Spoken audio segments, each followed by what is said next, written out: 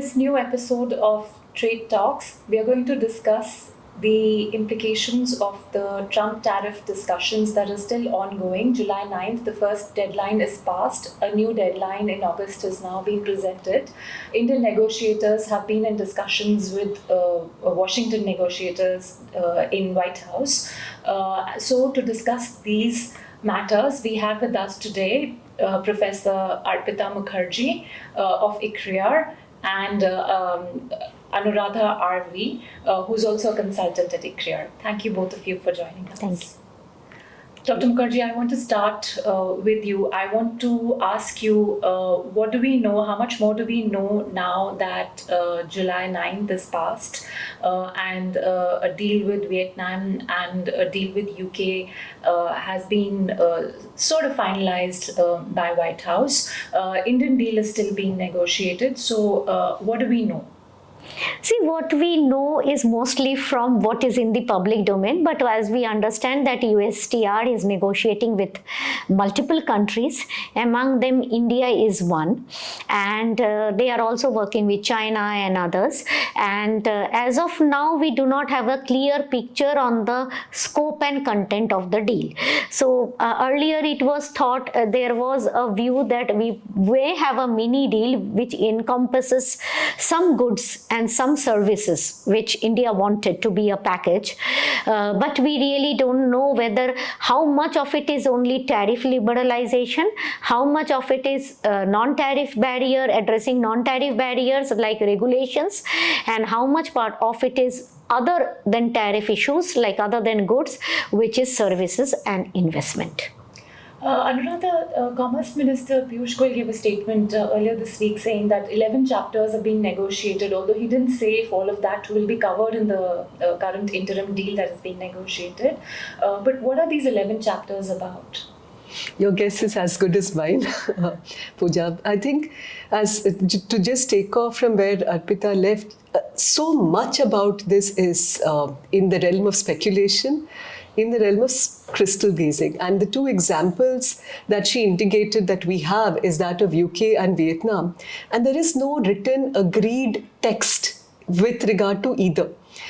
There's not even a joint statement of both sides. It's individual statements, and then we have an executive order which we have seen for UK, where they have reduced the automobile tariffs and the tariff rate quotas for UK manufactured cars. There are announcements relating to UK steel, automobile parts. There are announcements relating to UK rationalizing their non-tariff barriers for US imports, and a lot of caveats relating to national security based on which US may revisit again. That's as far as UK is concerned. With regard to Vietnam, again, there's no agreed text. There are the announcements. It's completely unusual for a president to first post things on his social media platform on Truth Social and then followed up by executive orders. But in Vietnam, I don't think I've seen an executive order also. I've seen statements being made which indicate that the tariff which was earlier threatened, which is 46%, will be reduced to 20%. And then, more interestingly, I don't know if either of you saw this very innocuous news item, which indicates that the officials on both sides had actually agreed on tariff of 11%. That was the agreed text. And then he comes and unilaterally says that, no, it's going to be 20%. And of course, for transshipped goods, there is the 40% that is going to be there. And we don't have a definition as yet of what is transshipment. Absolutely. And then both of these are anyway reneging the UK-Vietnam FTA, where it was, I believe, average tariff of 3% or so. So whichever way you look at it, this appears to be a highly one-sided set of agreements, whether it is Vietnam or UK, because of lack of a reciprocal set of negotiations, reciprocal set of an agreed text, or at least at a minimum a joint statement from both sides. And to a large extent, it's more of a fait accompli which is being presented. I'm not saying that US is sticking to its fait accompli, because President Trump is famously known to change his mind very rapidly, but it's pretty much what one man wants. The Wall Street has coined this acronym TACO, Trump always chickens out. Arpita ma'am, what should we expect for Indian negotiations? Do you think we will have an interim deal in August? See, India is very better placed than many other countries, because even if we import from the US, although we talk about a lot of issues, apart from agriculture, there are not major issues with many sectors, which is shown by our unilateral tariff reduction also, like for the pharmaceutical and other imports. Now, the point is, if you go to the agriculture, in some cases, the controversy arises because our domestic policy regime is not very clear. For example, we have allowed GM cotton, but we are not allowed, and we have allowed GM soybean import, but we do not allow GM fruits and vegetables. So some places it is a bit of a stress for the negotiators, because we need to have a common domestic policy. And if we had a common domestic policy, we could argue that, look, this is my domestic policy, like the Europeans do. They say we have banned GM. They had a clear policy. The other part is that regarding certain elements like dairy, if nobody is going to bring in fresh milk from America to India, so you can go in for high-end cheese, or you can go for chocolates and some other products. So it is a tough job, but not a very tough job for our negotiators. We are in a good place to negotiate. The issue is about these 11 chapters. Are you covering digital trade? But for the Americans also, if they just walk out of a tariff negotiation, it is a big loss. Because if you look at the USTR report of the 16-page barrier, tariff is actually half a page. So if they are actually negotiating that half a page for 3 months, then it kind of doesn't reflect well on their negotiations also. What you're saying is that they will want to get much more than tariffs out of these negotiations. They should logically. If they consider 16 pages of barriers, among which tariff being only half a page, so logically they should bring us to the platform with all of that. And in that context, if they bring us to platform with all of that, I think it is in benefit of their IT industry to discuss Mode 4, because Indian Mode 4 is supporting the American IT industry. So the American industry, how they lobby in this negotiation is also very important for us to think it through, and how we bring into them and bring out our trade complementarities. Now, we also need to see how other countries react to one of the decisions that they take. One of the core problems that both India and the US is now facing is probably China's restrictions on export of critical minerals. So it's not very easy that India becomes a supply chain of the Americans if China puts a restriction on critical minerals. So this, I don't think a deal can be closed before you see what is happening with China. And everybody is waiting to see that picture unfold, because if that picture is giving you the entire story of the supply chains, because if you look at US versus China or India versus China, our supply chains are all very linked with China. Understood.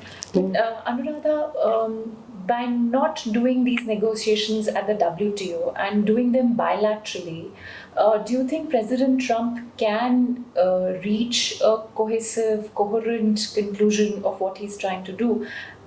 What I'm asking is, where does this leave the WTO? Because if you're going to have these plurilateral negotiations involving so many subjects other than just tariffs, wouldn't WTO have served better than the current system we are seeing, if it can be called a system? So because there is no cohesiveness in his approach to countries, I think a multilateral negotiation was never anyway a possibility for President Trump, because he's looking at it more as a transactional one-to-one deal. The best parallel would be to say that this is in the nature of a free trade agreement.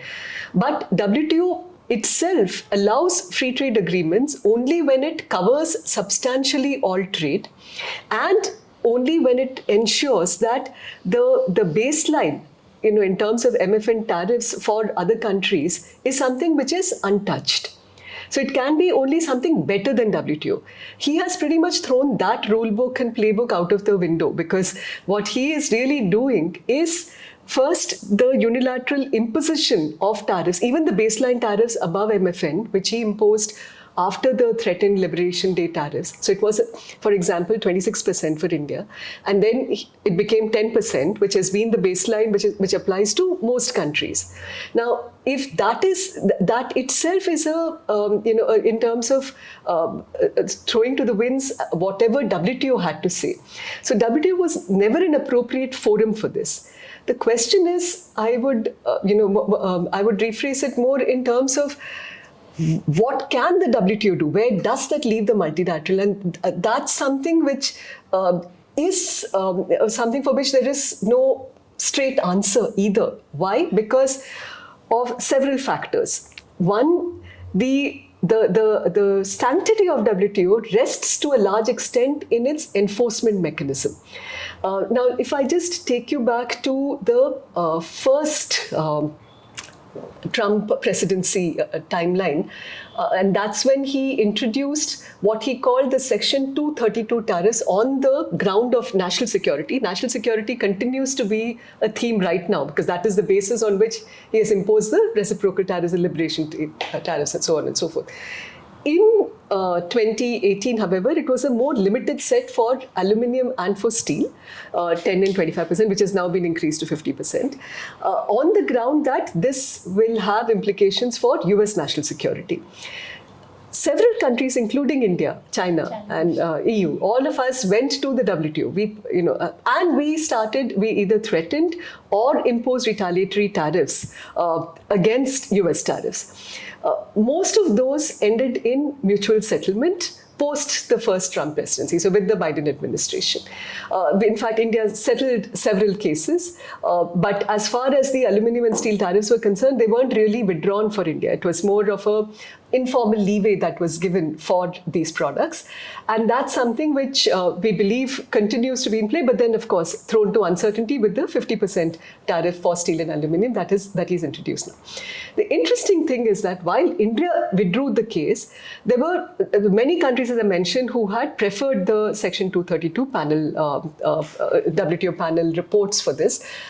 And in at least 3 of them, WTO panels came up with the ruling that this is an illegal exercise of a WTO member's powers. It will not qualify as national security. Interestingly, that very finding in a domestic context was actually reiterated by the US Court for International Trade on different grounds, more in terms of a reading of US law itself, where it said that in this particular case, this much wider sweep of national security tariffs are illegal exercise of executive power. They will not fall within the realm of national security, which has to be a very narrowly construed exception. Despite that, he went ahead with the earlier tariffs. The US administration, in fact, at that time, the Biden administration decided not to adhere to the panel report. It was the US, if you remember, which has blocked the appointments to the appellate body, which is the second tier of the WTO. And they actually appealed into the void because there is no appellate body, which is not there. Why? Because of their own actions. And they appealed to the void, which means what? Pending an appeal, finding of illegality at the panel level cannot be enforced. So we are already at a stage of legal uncertainty, because it's right now, even if you were to ask me in the current scenario, if we were to prefer WTO disputes on any of the tariffs that he's imposing, where does that leave us? We may very well get a wonderful order, not immediately, it takes time. Over a period of time, we may get an order which says that yes, it was illegal, but where does that leave you in the absence of an enforcement mechanism at the WTO? Pretty much to the good sense of countries or to pure economic retaliatory measures. So yes, that's the And the same not so happy answer. uncertainty extends, I believe, also to these deals that are being negotiated because they're executive orders. Absolutely. I mean, given the fact that nothing is signed and sealed, they are more statements, they are orders which have been passed, but not in the form of a legal text between the two countries. What will be the nature of dispute settlement if there was a violation of any of this? None of that is really clear. So I completely agree that level of unpredictability and uncertainty is something we may continue to live with for quite some time. Ma'am, how do you respond to this whole uncertainty as a negotiator, as an economist? What does it mean for Indian economy? See, basically, US is a very big market for us. So what we need to do at this stage and what we are looking at this stage is whether we are placed better than our competitors. That's the first point that you look at. If you are getting a lower tariff than your competitors for some time, in say textile and apparel vis-a-vis Bangladesh, Cambodia, Vietnam, our industry is very happy for this short-term gain because nobody knows whether this kind of a tariff regime is going to continue for long. Of course, industry is also worried. Like they are saying that why are we not using a platform like IPEF? Why is US-led platforms like IPEF is not used for a common tariff lines? Because if you look at American own entry systems, they are not accustomed to so many varieties of tariffs, so many varieties of tariffs, so many varieties of rules of origin requirements and all of that, because your customs and IT system, it is not only about negotiating tariffs and putting it down, it is your own systems able to and capability of your own systems to capture all the varieties that you are trying to negotiate. So it would have been ideally something like something which is common across a set of agreed player would have been the best route forward. And maybe if the US wants to decouple from China, etc., there could have been other plurilateral approach to it. But he doesn't have a lot of belief in plurilateral. He has a lot of belief in bilaterals, and therefore the bilateral deals, one has to see how the deals matures, because with the UK, I think what UK has achieved in steel, aluminium and automobile is kind of getting a safeguard for its products. And UK is not a major manufacturer, so you really don't get many things out of it. The Vietnam deal will be interesting because, if you have given a zero tariff on either side, then what are you negotiating? Maybe you are negotiating with Vietnam and Japan only on the areas which they have not opened up. That can be an addition to the existing deal, or it can be totally avoiding the existing deal. So most likely there is a set of experts who are saying that the negotiations are addition to the existing deal. Which means that whichever product Vietnam may have kept in the sensitive list or has not negotiated in the earlier trade agreement may have been the target products. Like in case of Japan, every time he is talking about rice, rice is the target product, and he is cross-bargaining rice with Japanese automobile, right? So there are product by product targets that he is coming out. Like he bargained Harley Davidson for mangoes. Okay, so that is the kind of bargain that is happening, and that's the kind of bargain that we need to think through.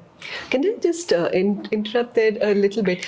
I think, Arpita, it is pretty much clear that he's thrown out of the door the deals which are already done. Correct.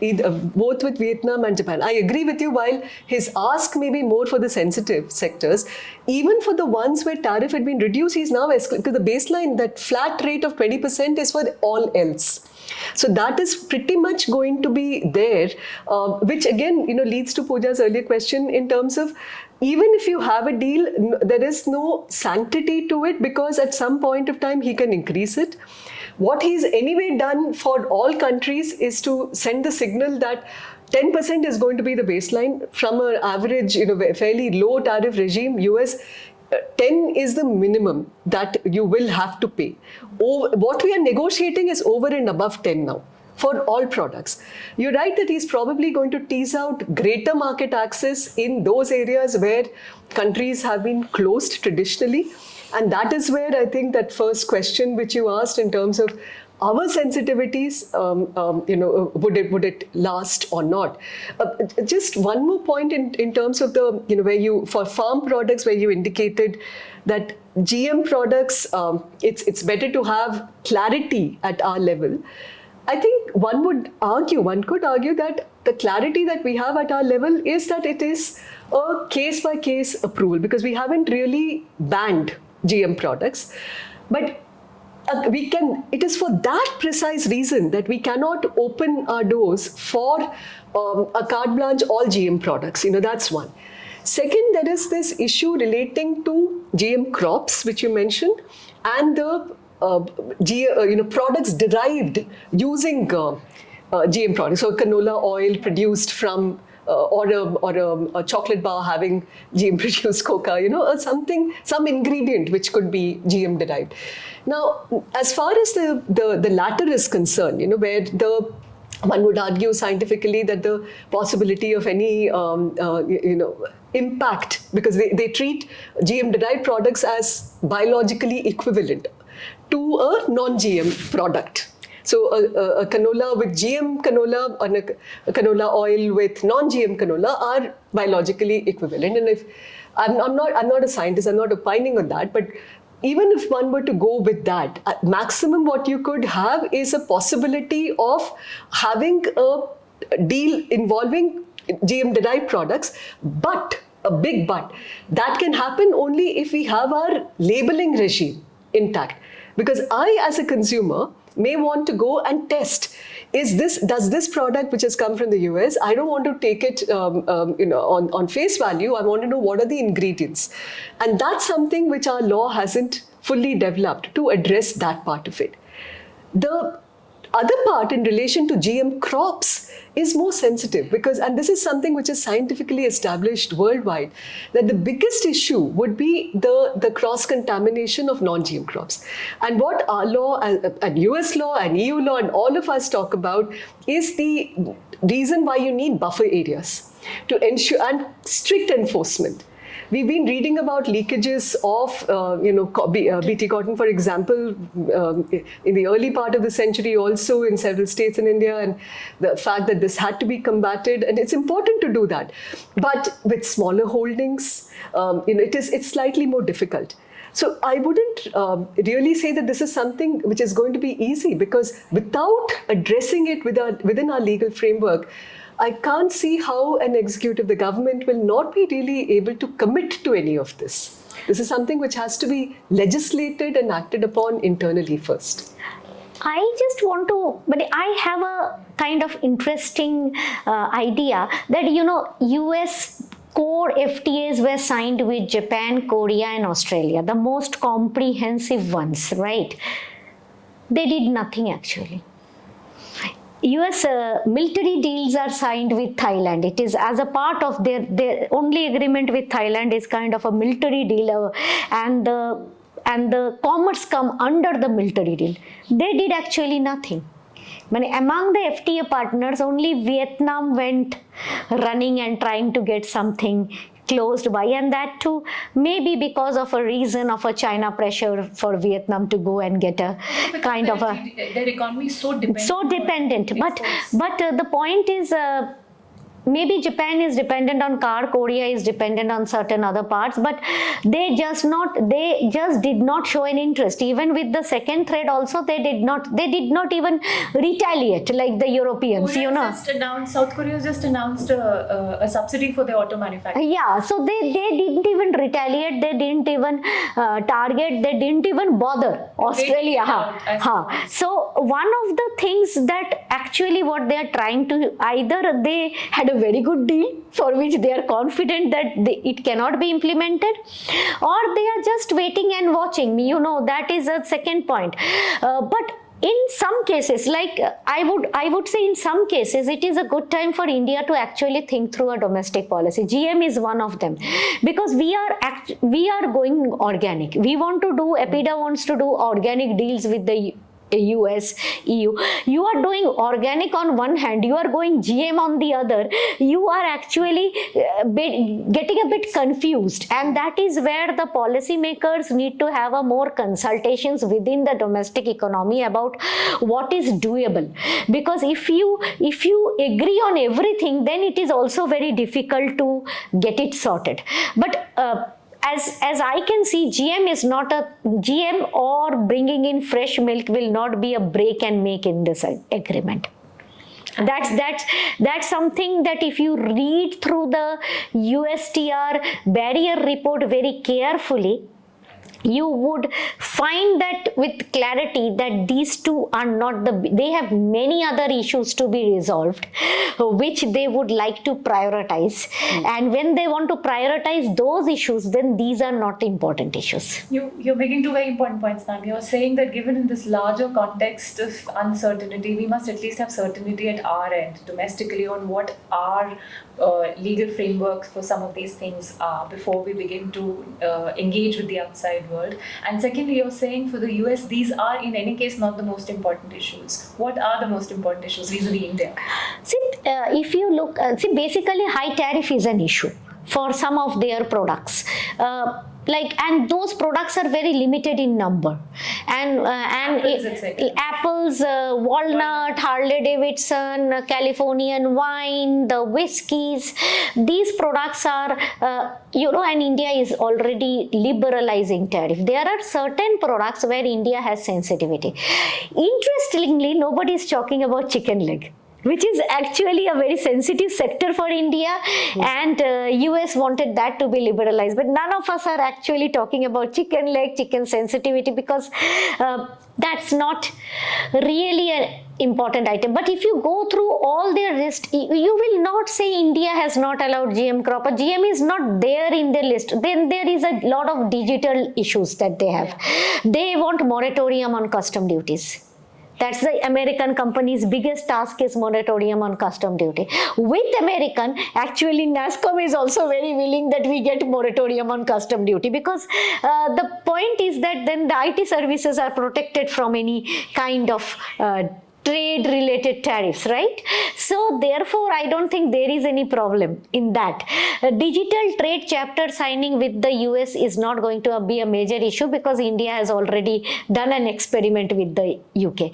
Problem may be in IP. Intellectual right protection, what they want, and if they want to go to CPTP model, which was very tough for us to go into. Copyright protection, data protection, these are areas. Data protection, we have a law now, so we are much better now. But these are some of the IP issues. These are some of the negotiating stands. Now, whether they are left for the next round, and whether they are and what we get in return, that is most important. If India gets in labor intensive sectors, 0 for 0 for textiles, shrimps, in agri also. You give it in shrimps, you give it in basmati, you give it bilateral recognition in organic, and you do walnut, apple. I don't think it will be. It can be a sensitive issue from a political angle, but it is actually not a sensitive issue.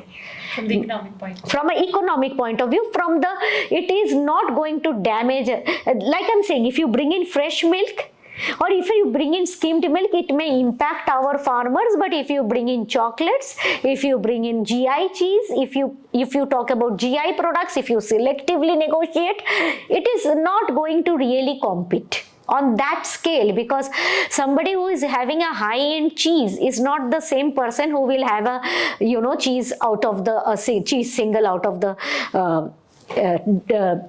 the shop. So therefore, there are products which needs to be, and this is not very easy. These companies will take 3 to 4 years to also set up their supply chain.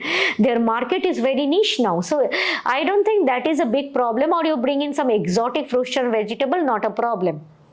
However, you have to ensure your mass agri products, which is going to the US, gets the best deal. Today we don't. Shrimp, Ecuador has a better deal than us. So we have to get it ensured that we get the lowest tariff. 0 for 0. I think that's where the negotiators are struggling. If we get 0 for 0 in our exports, I think somewhere with a little bit tariff here and there, and steel and aluminium and automobile, that is very sensitive for us to bring back, simply because we have been raising it for 3 years, point number one, from his, even more than 3 years, from his previous term, that has been a point for us. And the other point that is the other area which is very sensitive is automobile and auto component. The third sensitive area came because we are part of BRICS. In his problem of addressing in his problem of putting a penalty on BRICS, if he puts a penalty on India, it is a massive issue. Yes. So therefore, if he puts a sideline penalty, these are 4 or 5 things we need to sort out. But if you ask me, I don't think August 1 is an achievable deadline. But hopefully we'll have some more clarity by August 1. But just 2 points to react to what Arpita said. One, in relation to the 0 for 0. Ideally, yes, but not realistic for 2 reasons. One, because of the point that I made earlier, he has made it very clear that the 10% baseline is something which is going to be there. But more importantly, the US administration hasn't had what is called the Trade Promotion Authority, the TPA authority to enter into deals for reduction of tariff. So that is something which has been, it can only go upwards. No, he can do neither actually, if you go by that. He can do neither. The upwards is for a reason such as national security, which is within his power. But again, as I said, that whole case is now under appeal. The biggest struggle one would or serious balance of payment crisis, which is kind of, he's using national security doesn't hold for, but basically he will pull through a couple of months and then then the trade balance becomes a little bit correct. It is a severe trade balance on national security that allows you to take the exemptions. These are the only 2 grounds in which he can play around, or a war. When third is doesn't affect, these 2 are the grounds. But then the second point that Arpita made in terms of the services, again, this is an area where actually US has a trade surplus vis-a-vis India. Because it's this whole argument that he's been trying to make that, it's a deficit and therefore reciprocal tariffs. But actually for services, if we consider that they have a surplus, it will probably bring both countries to a fairer deal if it is done traditionally in terms of an equal level playing field for both parties to negotiate threadbare. Each of the points that she raised is important. I'm not, whether it is digital trade or movement of natural persons and for the IT sector, so on and so forth. But I don't see any of them being part of, definitely not by August 1st. And even if it was part of a comprehensive trade agreement, it will need a fair amount of thrashing out of which sectors, how much. You mentioned the whole issue of moratorium, on which India has taken a very clear stand at the WTO that we do not want a permanent moratorium on custom duty for good reasons. One, even definitional. What all is going to come under this, whether electronic transmission will include both goods and services, or is it actually only digitally transmittable products? What are those products? How will it impact our own policy space, taxation regimes? So a whole lot of this will need to be worked out, given the background of, I don't need to emphasize, where US itself has walked out of another multilaterally negotiated, the OECD BEPS negotiations. It has also worked out of JSI. Yeah. It has also worked out of JSI, where many e-commerce, actually, they only said that bring out the data protection part, but they're still part of the group. So in the sense, they have a foot. They've been but they have not signed the substantive text. Yeah, but I don't think. That is where there is a bilateral. That's where they are negotiating bilaterally, because they haven't signed the JSI substantive text. But See, the unique part is that it is your right time to do nothing. You show good intentions and do it well. You are traveling, you are coming back. This is a light time to go to the US, travel, come back, run around. You don't need to always do things. You need to show your good intentions to do things. What both of you are saying, the last few bits is so complex that I'm sort of a bit not understanding and following what's going on, which probably is also what's happening with the audience. Like you said, what it does tell me is that maybe it's a good time to just lie low and just watch how things... Yeah, and also for the negotiators, I think Indian negotiators are very good, and I think they take the right decisions, very right decisions, that they are not running hastily into anything. They are waiting. Even look at the UK deal. But we thought it is signed, and now it is July 1 and July end, and now I think it is going to be August. So we are also waiting for deals to see. Like the UK deal will happen once the UK-US gets a clarity. So the deals are now becoming interlinked with each other. But one thing we should not underestimate, that India is a large market, and if you are totally going anti-China, you need India and China, one of them to be at your end strategically for the US companies and to be selling their products somewhere. So I think India is well placed. There is a good relationships, and all this geostrategic and all other relationships together works. And let's see how it turns up, but I don't think anything will be very bad for us. Like if you look at the reciprocal tariff on that we were pretty well placed if you compare with others. Maybe in certain products we were badly placed, like I gave the example of shrimp versus Ecuador, but in most product categories the industry was fairly happy. After they didn't bother about the tariff rise, they were happy that others faced bigger tariffs. More comparative perspective. It is more a comparative perspective. Not 40% or 46%. Yeah. 10. It's kind of settling for the bare minimum, but which is also high. But that's not an ideal. I mean, that's hardly you cannot have a business model designed on the basis of maybe the comparative tariff differentials with other countries. If they monitor their trade, like if they monitor their trade for say 6 months, playing around with the tariff, and if they see that the trade balance is improving, then the story is very different. But if they see that the trade balance is not improving, gradually it will be very difficult for them to also internally sell a high tariff, because it is going to lead to inflation. Because one of the things that he actually promised is lower inflation, right? So he has to see it for 6 months. But whatever is the case, but he will make some quick money out of it. Like, the exchequer may have been suffering from financial issues, that financial part may be resolved, but tariff cannot be a long-term solution for any country. And for us, if you ask me, I think next year in the budget we should put it 0. In many places where everybody we are negotiating, right? We are negotiating. Everybody is talking to us to reduce alcoholic beverages tariff. Reduce the ingredient to 0, not the main part. Reduce, put it to 0, as if for more make in India. Design it that way, and then automatically the value chains will shift once you just go to that intermediate step and reduce it to 0. I think in any case volumes will increase, and you would like for intermediate products, why do we have 150% tariff, and for final product also 150%? Reduce it for the intermediate, keep it for the final. That's always have been my logic. And once you reduce it, there is nothing more to see. UK was concluded because UK did not have a high tariff. Let's come there first. Yeah. So it is only that the Americans had to give. Nobody is thinking about that, because UK, if you look at UK's average tariff is 4%. Yeah.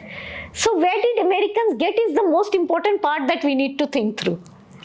And just to, conclude, the point that Arpita said, that a lot which can be done domestically, I think the bigger thing in terms of that whole Make in India model that we have, we already have a high-level committee for, deregulation, for regulatory, streamlining and things like that. The budget had announced it. And that is something which is critical. That's something that we can start working, because the biggest issue is attracting and retaining investment in a meaningful way, which is within our hands. So I would actually say, while wait and watch is a good approach, if there is low-hanging fruit, grab it, yes. But the most important, I would say, is to set our house in order, because this is something which is in our own self-interest, and that's something we really need to work towards. On that note, thank you so much. Thank you, Arpita. Thank you. Thank you.